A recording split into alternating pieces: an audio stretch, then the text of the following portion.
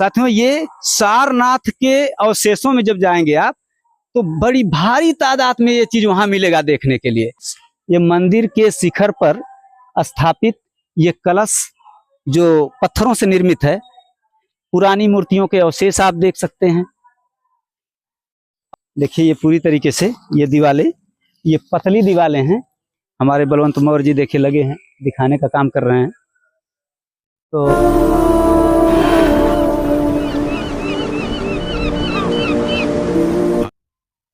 प्रिय साथियों, नमो बुद्धाय, जय भीम। आज हम खड़े हैं मऊ जनपद के देवलास में। मऊ जनपद का मोहम्मदाबाद तहसील के अंतर्गत पड़ता है। मोहम्मदाबाद तहसील से 8 किलोमीटर पूर्व और घोसी तहसील से 16 किलोमीटर पश्चिम यह देवलास ऋषि स्थान स्थित है। देवलास जो है तमसा नदी अर्थात टोंस नदी के उत्तरी तट पर स्थित एक प्रसिद्ध देव स्थान है। साथियों, तमसा अर्थात टोंस नदी के उत्तरी तट पर स्थित देवलास एक प्रसिद्ध तीर्थ स्थान है। जनपद मऊ के अलग होने से पूर्व देवलास आजमगढ़ के प्रसिद्ध तीर्थ स्थलों में से एक था। आजमगढ़ के विभाजन के बाद देवलास मऊ जनपद में स्थित मोहम्मदाबाद तहसील के अंतर्गत आ गया। प्रत्येक वर्ष श्रद्धालु स्नान करने के लिए सुदूर अंचलों से यहाँ आते हैं। बरसात के दिनों में पूरी तरह से जलमग्न रहता है। जैसे आप बाएं साइड देख सकते हैं, देवताल काफी बृहद ताल है, उसी का दूसरा हिस्सा दाहिने साइड स्थित जलमग्न है। और हमारे पीछे देवल ऋषि आश्रम। साथियों, यह वही तालाब है जहां श्रद्धालु प्रत्येक वर्ष काफी संख्या में नहाने के लिए आते हैं, जो देवताल का ही एक अंश है। इसी तालाब के खुदाई के दरमियान एक मूर्ति मिली थी, जिसे राहुल संकृत्यान ने गौतम बुद्ध भगवान की मूर्ति बताई थी। खुदाई से मिली मूर्ति सामने जो छोटा मंदिर है लाइट लगा हुआ, वहां पे रखा हुआ था, जो बाद में चोरी हो गया। साथियों, प्राचीन समय में यहाँ पर 2 ही मंदिर हुआ करते थे, एक सूर्य मंदिर और दूसरा कबीर मठ। बाद में ये अलग अलग जातियों का अलग अलग मंदिर बन गए। आगे हम आपको दिखाएंगे। यहाँ राजभर शिवालय है, आगे गौड़ का है, विश्वकर्मा का है, ऐसे कई जातियों का अपना अलग अलग मंदिर वर्तमान में बनाया गया हुआ है। प्रिय साथियों, देवल ऋषि आश्रम के कैंपस की बात मैं बता दूं आपको। यहाँ पे लगभग 7 कुएं हैं, 10 या 11 बड़ वृक्ष है। उसी के आसपास बोधि वृक्ष अर्थात पीपल के पेड़ भी मौजूद है। और देवल ऋषि के कैंपस में ही एक इंटरमीडिएट कॉलेज भी है। और हम आपको ले चलते हैं सूर्य मंदिर के तरफ। आइए चलते हैं। सूर्य मंदिर के तरफ चलते हुए हम आपको मिलवाते हैं ज्ञान रत्न दिवाकर बौद्ध जी से, जो यहाँ के रिसोर्स और इतिहास के तथ्यों को उजागर करते हुए आपको बताएंगे। सर, आप यहाँ के इतिहासों को बताएं और हमारे यूट्यूब चैनल के माध्यम से लोग जाने। बहुत बहुत साधुवाद। आज हम उपस्थित हैं देवलास में एक नई वीडियो के साथ, करुणाकर बौद्ध के साथ, बलवंत मौर्य के साथ। मैं हूँ ज्ञान रत्न दिवाकर बौद्ध। स्वागत है हमारे यूट्यूब चैनल धर्म ज्ञान 24 में। कृपया इसे लाइक और शेयर अवश्य करें। आइए आपको दिखाते हैं सूर्य मंदिर, प्राचीन समय का सूर्य मंदिर जो देवलास के स्थान पर स्थित है। अभी आज हम देवलास के कैंपस में खड़े हैं। अभी आपने सुना है हमारे बलवंत मौर्य जी ने ये कहा कि अलग अलग जातियों का अलग अलग मंदिर है, तो पास में शिव का राजभर समाज मंदिर आप देख सकते हैं सामने, शिव का राजभर समाज मंदिर। और महापंडित राहुल सांकृत्यायन ने जो मूर्ति पाई थी वो यहाँ सीढ़ी पर रखी गई थी, तब इस मंदिर का निर्माण नहीं हुआ था। और यह मंदिर जो है कि यहाँ पर वो मूर्ति बाद में चोरी हो गई। आप इस मंदिर को देख सकते हैं, यह सूर्य मंदिर यहाँ का सबसे प्राचीन मंदिर है। कहा जाता है कि इससे अंदर जो मूर्ति थी वह मूर्ति सोने की थी, लेकिन आज वह मूर्ति नहीं है, अब वहाँ संगमरमर की मूर्ति है। और ये भी कहा जाता है कि इस मूर्ति का जो मंदिर का जो प्राचीन जो सबसे ऊंचा शिखर है वो कभी सोने का हुआ करता था, लेकिन वह भी आज संभावना नहीं है कि सोने का हो। तो साथियों, ये सबसे प्राचीन मंदिर इस स्थल का है। मैं आगे यहाँ दिखाना चाहूँगा। ये पास में कुआं है, एक पीछे कुआं है, मेरे पीछे आप तालाब देख सकते हैं जो श्रद्धालु प्रत्येक वर्ष नहाने के लिए आते हैं। इसके बाद मैं चलता हूँ देवल ऋषि के आश्रम पर। हालांकि जो वास्तविक पुरानी धरोहर है वो एक पुराने भीटे पर पतली पतली ईंटों के टुकड़े पर स्थापित है। मैं आपको वहां दिखाने का प्रयत्न करूंगा।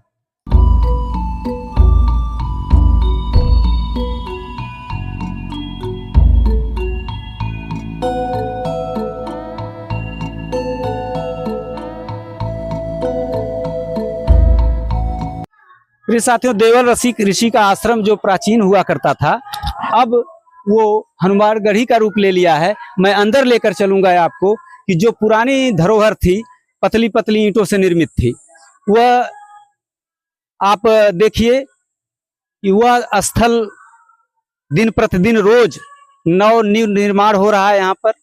और नव निर्माण के कारण जो पुरानी धरोहर है, जो पुरानी पुरातत्व के अवशेष हैं, वो धीरे धीरे विनष्ट होते जा रहे हैं। मैं आपको ये दिखाना चाहूंगा। सबसे पहले आप देखिए यहाँ ईंटों के टुकड़े जो बिखरे पड़े हैं। सबसे पहले ये इस बात के गवाह हैं, आप देख सकते हैं ईंटों के टुकड़े जो इस बात के गवाह हैं कि ये अति प्राचीन धरोहर रही है और कुषाण कालीन, बाद में गुप्त कालीन ईंटों के ऊपर यह निर्मित है। आप देख सकते हैं ये बहुत गहराई हुआ करती थी पीछे, और पीछे बहुत गहरा देख रहे हैं आप। यह पतले पतले ईंटों का एक स्तूपा हुआ करता था। बाद में इस मंदिरों का निर्माण हुआ तो आधुनिक समय की ये ईंटें आज यहाँ दिख रही हैं। कुछ ईंटें प्राचीन हैं, जैसे आप इसको देख सकते हैं, ये पुरानी ईंटें जो गुप्ता पीरियड की ईंटें दिख रही हैं। तो और इस गुप्ता पीरियड की ईंटों का जो साइज है, आकार है, उसको आप ऐसे नहीं समझ पाएंगे। उसके लिए बहुत मेहनत करना होगा। ये ईंटा जो है, ये गुप्ता पीरियड की है। बताया जाता है कि सारनाथ में कभी आप जाएंगे तो वहां पर गुप्त काल में, समुद्रगुप्त के समय में, वहां पर 18 महले की बिल्डिंग थी, बुद्ध विहार था, मूलगंध कुटी थी। लेकिन अब वो धराशायी हो चुकी है। तो 18 तल्ले की बिल्डिंग उस समय थी, लेकिन आज वह सिमट के रह गई हमारे में। तो साथियों, ये जो मंदिर बना हुआ है हनुमानगढ़ी, ये मंदिर पुरानी ईंटों के, कुषाण कालीन, गुप्त कालीन ईंटों के अवशेष के ऊपर ये हनुमानगढ़ी मंदिर बसा हुआ है। आपको एक उदाहरण मैं दे सकता हूं। यहाँ जो पत्थर लगा हुआ है, इसको विक्रमादित्य का चौखट कहा जाता है। विक्रमादित्य के दरवाजे का चौखट कहा जाता है। लेकिन साथियों, इसकी बनावट को आप ध्यान से देख लीजिए। इसकी बनावट जो दिख रही है, ये बहुत बड़ा पत्थर था और मिट्टी में दबा हुआ था। हम तो बहुत पहले से देख रहे हैं इसको, लेकिन अब ये नए निर्माण के साथ ये मिट्टी में दब गया है। साथियों, ये सारनाथ के अवशेषों में जब जाएंगे आप, तो बड़ी भारी तादाद में ये चीज वहां मिलेगा देखने के लिए।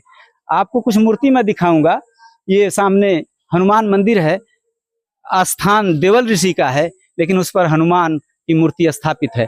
मैं आपको एक मंदिर के शिखर का पत्थर दिखाता हूं, आप इसको देखिए। ये पुराना अवशेष, ये मंदिर के शिखर पर स्थापित ये कलश जो पत्थरों से निर्मित है, ये आप देख सकते हैं। पुरानी मूर्तियों के अवशेष आप देख सकते हैं। और मुझे बड़ा आश्चर्य हो रहा है कि एक पत्थर जो आदमी के सिर के आकार का दिखाई दे रहा है, लेकिन यह वास्तव में आदमी के सिर का है नहीं, यह शेर है। यह शेर क्यों है? क्योंकि इसका देखिए, इधर से साइड देखिए कान इसका, ये कान आदमी का होता तो ऐसा नहीं होता। और चेहरा देखिए सामने से लग रहा है कि आदमी का होगा, लेकिन अगर यह जो है आदमी का होता तो इस मॉडल का नहीं होता। इसलिए यह पत्थर जो है ये पूरी तरीके से शेर के मूर्ति का टूटा हुआ एक भाग है, जिसे आप देख सकते हैं। साथ में यहीं पास में मैं चाहूंगा कि आप चप्पल पहने हैं, चढ़ जाइए, यहाँ पर चप्पल उतार के चढ़िए, आ जाइए। उसमें पीछे एक पत्थर है, वो ईंट है, ईंट को दिखा दीजिए, खाली दिखा दीजिए, वो कैमरा में शूटिंग कर लेंगे। यह कुषाण कालीन की ईंट है जो आज टूटी हुई मुद्रा में है। साथ ही यहाँ जो पत्थर है वो एक ही चौखट नहीं है, उसके पास एक पत्थर और है। अगर यदि सरकार इसकी खुदाई कराए तो कई अचंभित कर देने वाला प्रमाण आपके सामने आएगा, लेकिन ये खुदाई का खर्चा काफी महंगा होता है, इसलिए सरकार खुदाई कराने आनाकानी करती है। दूसरी बात यह है कि सरकार यदि खुदाई भी कराए तो उसकी पोल खुल जाएगी। वो चाहते हैं कि पोल ढका रहे, पर्दे में ही रहे, लेकिन तो मैं चाहता हूं कि आप आकर देखें कि ये पीछे जो ईंटों का नमूना देखिए बिखरा पड़ा है, ये सब वर्तमान जब ये मंदिर बना होगा तो उसके टुकड़े भी होंगे जो यहाँ पर मंदिर के निर्माण के साथ टुकड़े फेंके गए हैं। साथ में देखिए हमारे बलवंत मौर्य जी हैं जो दिखाने का काम करेंगे कि ये प्राचीन समय की ईंटें, एक यहाँ है, एक यहाँ है, ये इस स्थल में दबे पाए गए हैं। अब देखिए हम जहाँ खड़े हैं, आज हमको लग रहा है कि हम बहुत जो है कि ऊंचाई पर हैं, लेकिन ये मिट्टी पाटी गई है। ये मिट्टी पाट करके एक बहुत बड़ा कैंपस स्थापित कर दिया जाएगा, तो ये बड़ा मुश्किल हो जाएगा समझना कि इसकी ऊंचाई क्या है और इसके नीचे दबा क्या है। अब आप ये मेरे पीछे मेरे सामने देख रहे हैं आप, ये इलेक्ट्रिक पोल लगे हुए हैं, बिजली के खंभे, और पीछे इधर ताल का भाग है। अब आप देख रहे हैं कि कितनी गहराई मेरे पीछे दिख रही है। इतनी गहराई में ये ताल रहा है, और उसके ऊपर ये इतनी ऊंची ईंटों की धरोहर पर ये बिल्डिंग का निर्माण हुआ है, मंदिर का निर्माण हुआ है, जो देवल ऋषि के आश्रम का पूरी तरीके से अतिक्रमण है। क्योंकि देवल ऋषि वो एक सन्यासी थे जो बौद्ध परंपरा को मानने वाले थे, लेकिन यहाँ पर जो है कि हनुमानगढ़ी और शंकर जी का मंदिर स्थापित कर दिया गया है। तो मैं आगे दूसरा स्थल दिखाने का प्रयास करूंगा।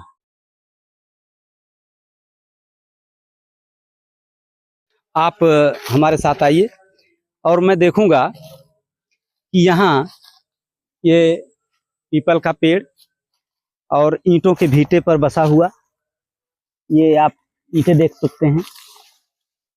ये ईंटों की दीवारें हैं, संरचना है जो मध्यकाल की ईंटें हैं, और इसमें कुछ पुराने समय की भी ईंटें हैं। ये पुराने समय के ईंटों को जो जहां से लाया गया है वो इकट्ठा करके दीवारों में चुनवा दिया गया है। बाकी जो नए जमाने की भी ईंटें कुछ जो है यहाँ पर उस दीवारों में संरक्षित कर दिया गया है। ये जमीन के अंदर आज भी दबे हैं। देखिए मैं कम से कम जमीन से 5 फुट की ऊंचाई पर हूँ। अब ये बिल्डिंग जो है 35 साल 40 साल पुरानी होगी, लेकिन ये बिल्डिंग, इसका ये कंडीशन है, आप देख सकते हैं अपनी नजरों से, जर्जर हो गई है। यहाँ तो मैं आपको 2000-2500 साल पुराना इतिहास बताने की कोशिश कर रहा हूँ कि यहाँ दीवालों में दबी हुई, दीवारें मिट्टियों में दबी हैं। मैं आपको दिखाऊंगा।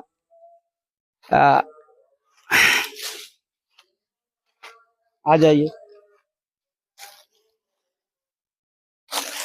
पूरा ईंटों की संरचना और दीवार आप देख सकते हैं। ये पूरी दीवार बहुत दूर तक गई हुई है, और हमारे बलवंत मौर्य जी, इनका काम है उखाड़ना, नोचना, चोथना, फोड़ना, तोड़ना।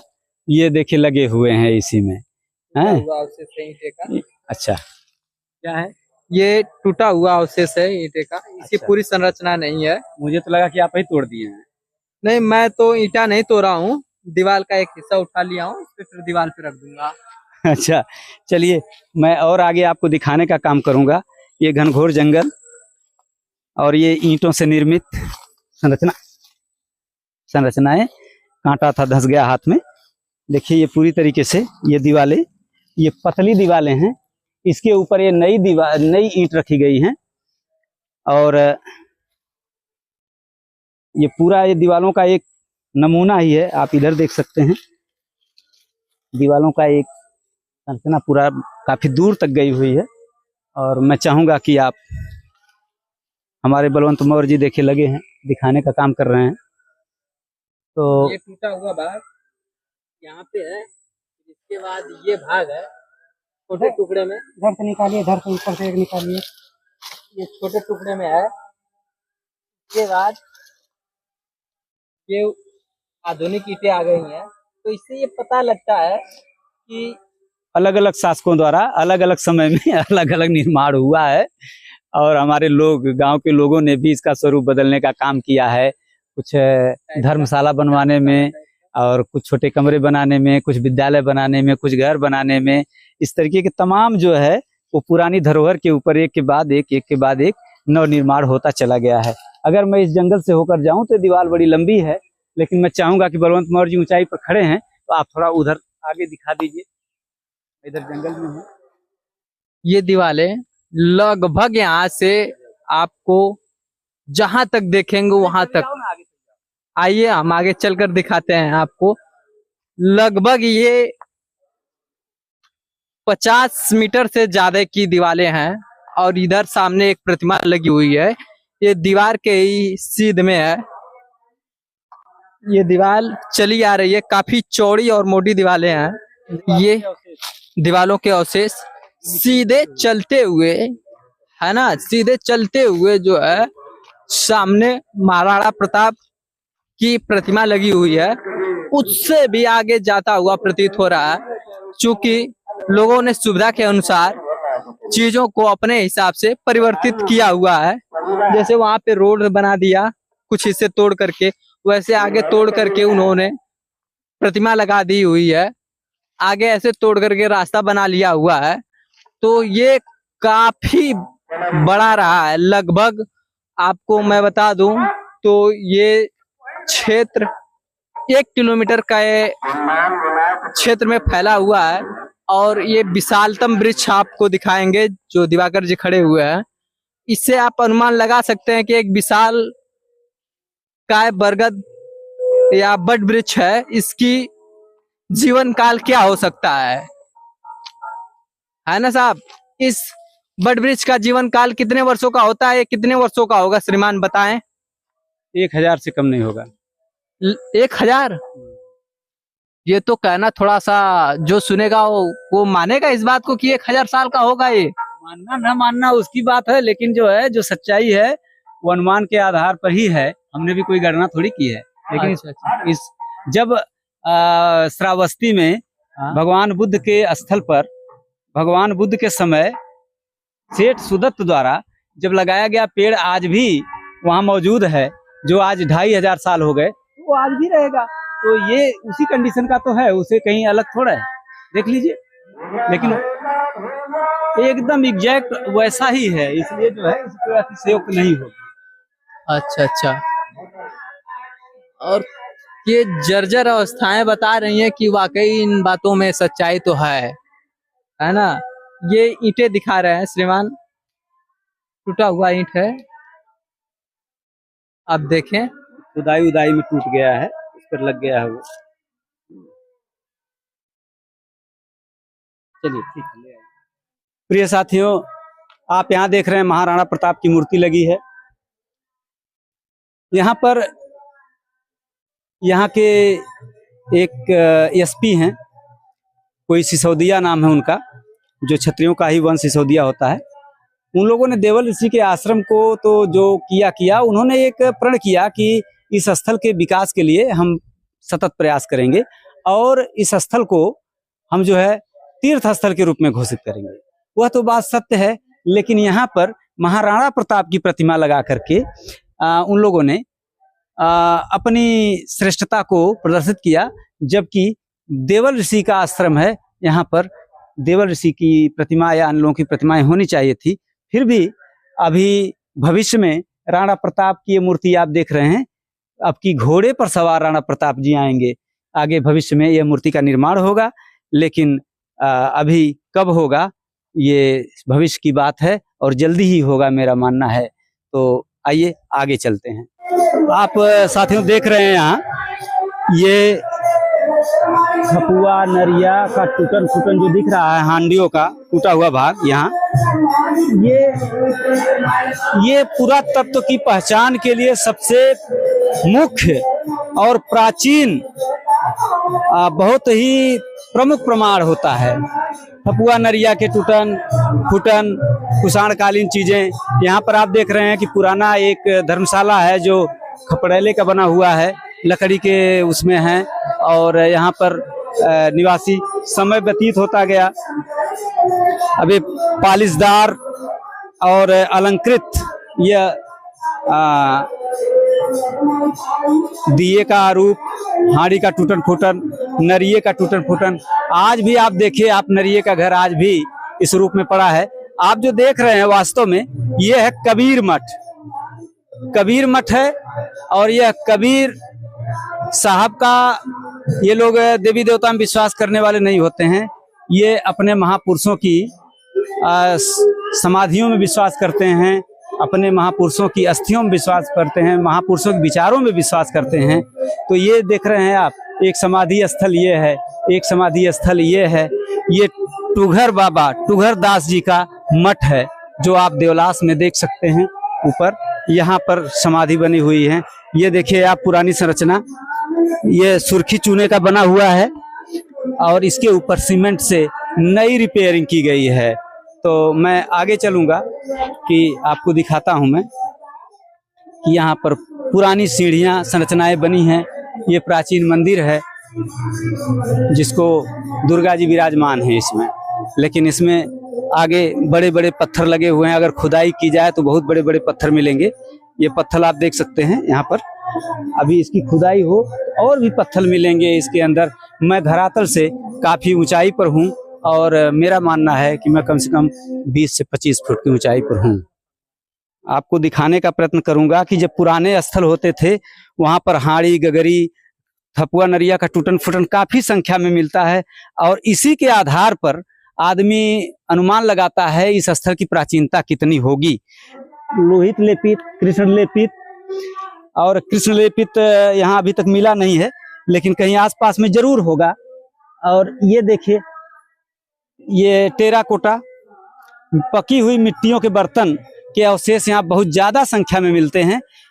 जैसा कि मैंने पहले में बताया कि ये ही प्राचीनता को पहचानने में काफी मदद करते हैं, मददगार होते हैं। तो ये देखिए, ये हाड़ी का टूटा हुआ भाग आपके सामने है। तो ये सब क्या है? ये सब इसकी प्राचीनता को दर्शाता है। समय व्यतीत हुआ, नए नए बिल्डिंगों का निर्माण हुआ, कुछ लोगों ने स्कूल बनाए, कुछ लोगों ने मंदिर बनाए, कुछ लोगों ने अपने निवास स्थान भी बनाएंगे, और जो बची खुची जमीन है उस पर धीरे धीरे बाद में निर्माण हो जाएगा। अब जैसे मैंने बताया महाराणा प्रताप की मूर्ति लगी है, आने वाले समय में वहां हाथी पर सवार, घोड़े पर सवार महाराणा प्रताप होंगे। तो इस प्रकार ये बहुत विशाल जो है कि देवल ऋषि का आश्रम एक आधुनिक रूप में हो जाएगा। अभी मैंने आपको दिखाया हनुमानगढ़ी के पास जो देवल ऋषि का प्राचीन आश्रम हुआ करता था, वहां पर मिट्टी पाट करके जब इंटरलॉकिंग कर दी जाएगी तो जो साक्ष्य हमारे हैं वो जमीन के अंदर दब जाएंगे और बड़ी बड़ी ऊंची ऊंची टाइल्स लग जाएंगी। हो सकता है मंदिर और आधुनिक बन जाए। तो इस तरीके से जो पुराने साक्ष्य हैं हमारे वो गायब हो जाएंगे। तो मंदिरों की जो प्राचीनता होती है वो पुरानी चीजों को देखने से, पूरा अवशेष को देखने से प्रमाणित होता है, न कि आधुनिक टाइल्स को, आधुनिक ईंटे को, आधुनिक बिल्डिंगों को। तो ये सब देखने के लिए जो है आपको हमेशा जमीन की खुदाई कराना पड़ेगा। पूरा तत्व जमीन की खुदाई करके ही देखता है, तभी जान पाता है, सत्यता की जड़ में पहुंचता है, अन्यथा सब व्यर्थ हो जाएंगे। तो हमारे साथी लोग कुछ ईंटें ले आए हैं जो कुषाण काल की और गुप्ता पीरियड की ईंटें हैं। तो इस तरीके की ईंटें तो बहुतायत हैं जो यहाँ पर दबी हुई हैं, लेकिन देखने को बहुत कम मिलेगा क्योंकि अब नई बिल्डिंगों का निर्माण हो चुका है। प्रिय साथियों, इतिहास साक्षी है कि सभ्यताएं नदियों, झीलों, घाटियों के किनारे ही विकसित हुई। जैसे सिंधु घाटी की सभ्यता, मिस्र की सभ्यता, मेसोपोटामिया की सभ्यता और चीन की सभ्यता। सिंधु घाटी की सभ्यता सिंधु नदी के तट पर विकसित हुई, तो मिस्र की सभ्यता नील नदी के किनारे। मेसोपोटामिया की सभ्यता दजला फरात नदियों के बीच विकसित हुई, तो चीन की सभ्यता हुआंगहो अर्थात पीली नदी के तट पर। साथियों, आप इस चैनल पर ऐसे कई वीडियो देखे होंगे जो ताल, झील, नदियों के किनारे अवस्थित स्थल पर हैं। मऊ के करहा में गढ़वा की कोट भैंसई नदी के तट पर स्थित है। आजमगढ़ का ऊंचा गांव बड़ैला के ताल के तट पर और हथियादह द्रोण नदी के तट पर, भैरव बाबा छोटी सरजू के तट पर स्थित हैं। ये आज भी पुष्टि करते हैं कि सारी सभ्यताएं जो है हमारे नदियों, झीलों, तालाबों के ऊपर के पास ही विकसित हुई। साथियों, जो आपने विक्रमादित्य का चौखट जो देखा था आपने, और उसको विक्रमादित्य का जो चौखट बताया गया था वो वास्तव में सारनाथ के पत्थरों के अवशेष में आपको सब एकदम स्वतः दिख जाएगा। लेकिन उसको विक्रमादित्य का चौखट कहना जो है मात्र एक किंवदंती है, अनुश्रुति है अथवा दंत कथा है। विनोद त्रिपाठी ने अपनी पुस्तक आर्कियोलॉजी ऑफ आजमगढ़ डिस्ट्रिक्ट में लिखते हैं, लोक प्रवाद के अनुसार कोसल साम्राज्य का पूर्वी द्वार जो है तमसा नदी के तट पर देवलास में था। फ्यूरर ने लिखा है कि ऐसे द्वार हर 42 कोस पर बने हुए थे। ऐसे में आजमगढ़ में भैरव बाबा, मऊ में देवलास और नदवा सराय तीनों को अयोध्या साम्राज्य का पूर्वी द्वार बताया जाना अज्ञानता ही है। आजमगढ़ के गजेटियर में पेज नंबर 156 पर भी अयोध्या का पूर्वी द्वार बताया गया है। लेकिन द्वार तो पूर्वी दिशा का एक ही होगा, तो कई द्वार पूर्वी दिशा में होना असंभव सा प्रतीत होता है, इसलिए यह गलत है। वास्तव में यह कोसल राज्य का पूर्वी द्वार है। काशी और अयोध्या का इतिहास उतना स्पष्ट नहीं है जितना कोसल का है। विनोद त्रिपाठी अपनी पुस्तक में दयाशंकर मिश्र की आजमगढ़ का इतिहास नामक पुस्तक का उल्लेख करते हुए लिखते हैं कि गुप्त काल की शिल्प कला का एक अद्भुत नमूना मऊ जनपद के देवलास के निकट कोठिया ग्राम के ताल से धातु का बना 9 इंच ऊंचा भगवान बुद्ध का सिर प्राप्त हुआ था।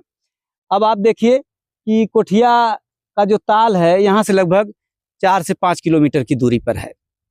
देवलास के निकट कोठिया ग्राम में जो बुद्ध की प्रतिमा मिली है उसका सिर 9 इंच ऊंचा है। इसके ऊपर जो चिन्ह बने हैं उसको देखने से यह ज्ञात होता है कि वह मूल रूप से स्वर्ण मंडित रहा होगा।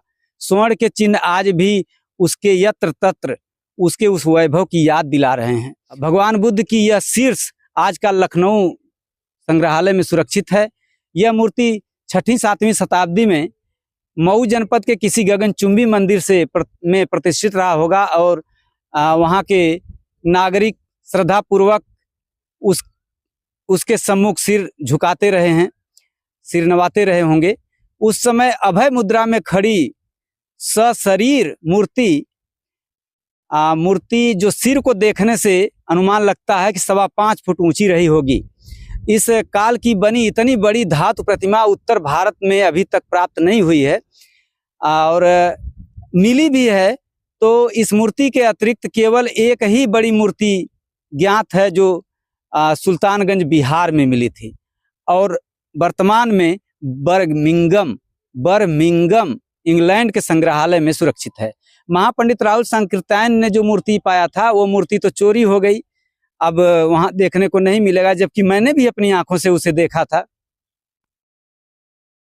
कुषाण और गुप्तकालीन ईंट बुद्ध की मूर्ति मिलना सारनाथ के भग्नावशेषों के पत्थरों से हूबहू मिलता जुलता हुआ पत्थर प्रमाणित करता है कि प्राचीन समय में बुद्ध का कोई बड़ा संघाराम देवालय देवलास में था, जो काल के गाल में समाहित हो गया। खुदाई के उपरांत ही यथा स्थिति का प्राप्त हो सकेगी। अभी तक आर्कियोलॉजी विभाग ने इसकी खुदाई नहीं कराया है। अब जब भी जो है आर्कियोलॉजी विभाग इसका संज्ञान ले और आकर के खुदाई करे और वास्तव में हकीकत दूध का दूध और पानी का पानी करना उसका काम है। अभी तक जितने भी शोध हुए हैं सब बाह्य शोध हुए हैं, लेकिन हम आर्कियोलॉजी विभाग से निवेदन करते हैं कि वो इसकी खुदाई करके वस्तु स्थिति का सही तथ्य उजागर करे। प्रिय साथियों, जहां हम खड़े हैं यह अति पावन पवित्र स्थल है। भगवान बुद्ध के स्थलों पर कमल का फूल मिलना बहुत ही जो है शुभ संकेत है। तो भगवान बुद्ध कमल के फूल पर विराजमान होते हैं और हम खुद कमल की फूल की पंखुड़ी लेकर के भगवान बुद्ध के चरणों में सादर समर्पित करने के लिए हाजिर हैं। हम चाहते हैं कि करुणाकर, कैमरा पर्सन करुणाकर, बलवंत मौर्य के साथ मैं दिवाकर बौद्ध भगवान बुद्ध के चरणों में यह कमल का फूल सादर समर्पित। आप सभी को नमो बुद्धाय, जय भीम।